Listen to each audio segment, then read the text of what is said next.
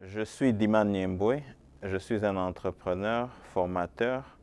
Aujourd'hui, pratiquement plus d'un mois après l'indépendance de la République démocratique du Congo, j'aimerais parler de deux choses que je pense qui sont assez importantes pour le développement de la République démocratique du Congo. Les deux choses sont le changement de la mentalité et la réforme institutionnelle. Pourquoi le changement de mentalité?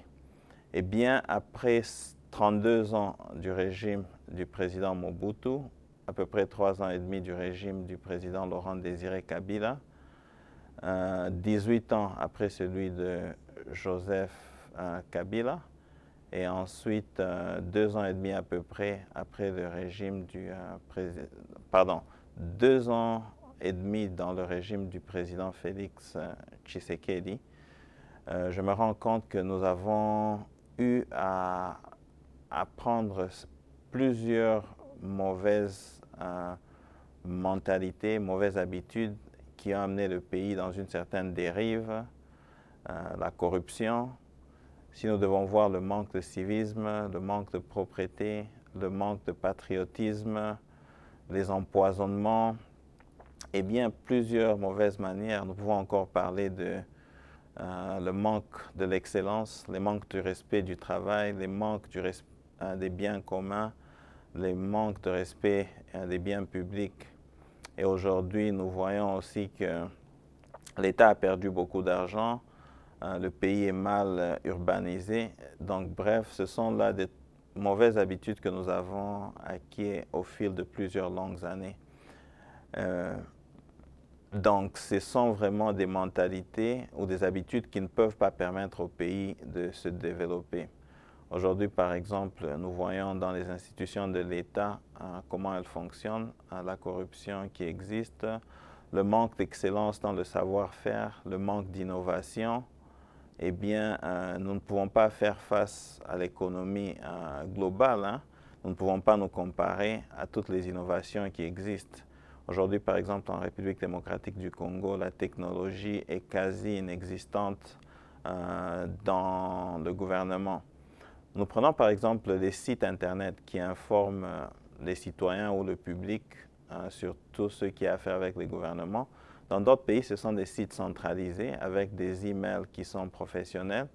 Mais dans le cas du Congo, nous avons parfois des autorités qui vous donnent des emails adresses à Gmail ou à Yahoo. Et donc, vous verrez bien que toutes ces mauvaises habitudes dans le gouvernement, à l'église, dans les familles, à l'école, nous devons aussi reconnaître que le niveau de l'enseignement a vraiment baissé en République démocratique du Congo. Mais je suis convaincu que toutes ces choses peuvent être changées selon que nous désirions le faire et qui pourront nous amener un peu plus loin. Donc là, pour la première partie, comme je disais, vraiment le changement de mentalité est très important. Comment arriver à ce changement de mentalité? Eh bien, il y a un adage dans le développement personnel qui dit, en anglais, ils disent « It takes 21 days to make or break an habit », ce qui veut simplement dire que ça prend 21 jours pour développer une bonne habitude ou pour arrêter une mauvaise habitude. En termes simples, ça veut juste dire que ça prend du temps, ça prend une discipline, ça prend certaines habitudes. Comment est-ce que nous pouvons changer notre mentalité en République démocratique du Congo? C'est d'abord savoir et reconnaître que les mentalités ou les antivaleurs que nous avons acquises au fil du temps ne sont pas bonnes. Et par évidence, nous voyons que le pays n'est pas développé, les gens ne sont pas instruits d'une manière qui puisse nous permettre d'aller de l'avant. Les gens ne respectent pas le pays, les gens ne se respectent pas, les gens ne s'aiment pas. Bref, il y a quand même cette anarchie qui vient de toutes ces mauvaises habitudes qui ont été prises. Donc, nous devons procéder à une rééducation. Rééducation au niveau familial, au niveau gouvernemental, au niveau de l'Église, de la société, donc à tous les niveaux. Et comment est-ce que nous pouvons faire ça? Je me rappelle qu'en grandissant, on avait le salut au drapeau et on récitait des slogans. Et c'était une manière de répéter, de prendre compte du civisme patriotique, hein, en apprenant les biens publics, les biens privés, les biens communs, le respect des uns des autres et la nécessité de faire toutes ces choses-là. Alors, nous pouvons parler du développement personnel. Le développement personnel, c'est connaître d'abord notre raison d'être congolais, notre raison d'être dans la famille où nous sommes, dans la société où nous sommes. Parce qu'une fois que nous connaissons notre raison d'être, nous connaissons notre objectif et notre raison d'être. Alors je pense qu'en tant que citoyens congolais, nous devons tous savoir que notre raison d'être, c'est de servir la République, de pouvoir laisser un meilleur pays aux nouvelles générations ou à la jeunesse par rapport à ceux que nous avons trouvés à l'avant. Donc je dirais que le changement de mentalité peut venir par le développement humain, par le leadership, en apprenant sur les finances, sur le civisme, sur le patriotisme, sur l'histoire du pays et effectivement notre raison d'être. Alors ça, je pense que c'est vraiment un facteur majeur qui va nous aider à tous les niveaux de la République pour être en mesure d'aller de l'avant. Donc ça, c'était bien la première chose, le changement de mentalité. Comme je disais, je suis convaincu que le changement de mentalité est une chose très, très importante. Mais ayant dit ça, le changement de mentalité lui-même ne nous rendra pas beaucoup service. Donc le deuxième point, c'était la réforme institutionnelle. Alors la réforme institutionnelle, elle doit se faire bien sûr au niveau de l'État, au niveau provincial, au niveau national et aussi au niveau académique, au niveau municipal, donc vraiment à tous les niveaux. Pourquoi nous parlons d'une réforme? La réforme, c'est simplement un changement. Alors, étant donné que nous avons acquis beaucoup de mauvaises habitudes, beaucoup de mauvaises manières qui n'ont pas amené notre pays où il doit être par rapport à l'échelle globale, par exemple, et le développement.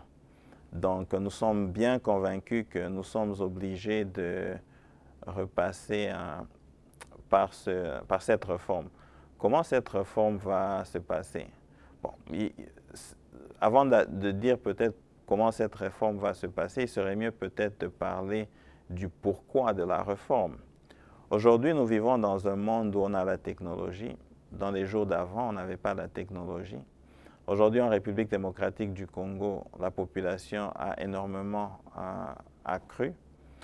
Dans le passé, par exemple, la ville de Kinshasa, c'était une ville qui a été conçue au départ pour 400 000 habitants. Aujourd'hui, nous sommes à 15 millions d'habitants, donc vous verrez bien qu'il y a bien de choses que nous devons changer. La population de la République démocratique du Congo n'a toujours pas été entre 92 et 102 millions. Donc, nous verrons bien que les routes qui ont été conçues pour 400 000 ou pour quelques millions d'habitants ne sont plus adaptées à la réalité d'aujourd'hui, où sur Kinshasa, nous avons 15 millions d'habitants et à travers la République, nous avons au-delà de 100 millions. Donc, vous verrez bien que tous ces changements sont très importants. Ces changements doivent s'adapter aux réalités de nos jours, ils doivent s'adapter aux besoins de nos jours, ils doivent s'adapter au monde d'aujourd'hui, parce qu'aujourd'hui, nous vivons dans un monde qui est interconnecté. Alors, si nous n'évoluons pas, le peuple congolais sera vraiment dans une impasse qui n'est pas assez importante. Dans une impasse qui ne va pas nous permettre de bien nous développer. Donc, parlons de la réforme institutionnelle. La réforme, au fait, nous devons tous changer notre manière de travailler, notre manière de faire les choses, notre manière de construire, notre manière d'urbaniser, parce que bien, nous sommes à un très grand nombre d'habitants par rapport à celui auquel on était avant.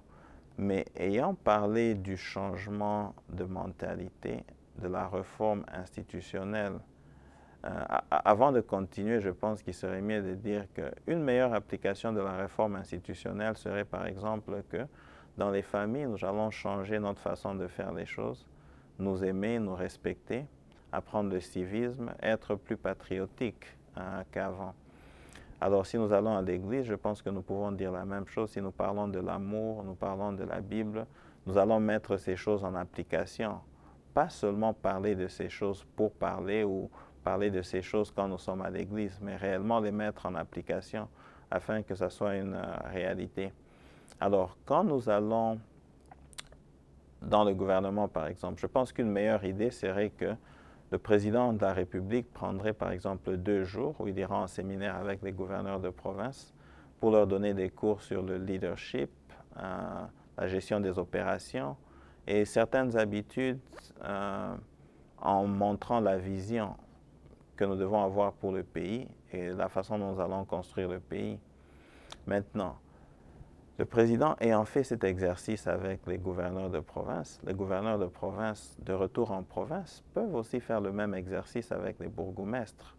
Alors les bourgmestres à leur tour pourront aussi faire cet exercice avec ceux qui sont en dessous d'eux. Si nous allons au niveau du gouvernement, le Premier ministre ferait le même exercice, des cours de leadership, de gestion des opérations, civisme, de patriotisme, et vraiment en faire une discipline et un travail continu, de sorte qu'au fil du temps, les gens puissent changer. Donc le Premier ministre formerait les ministres dans ce sens, et les ministres, à leur tour, prendront les directeurs de cabinet pour les former.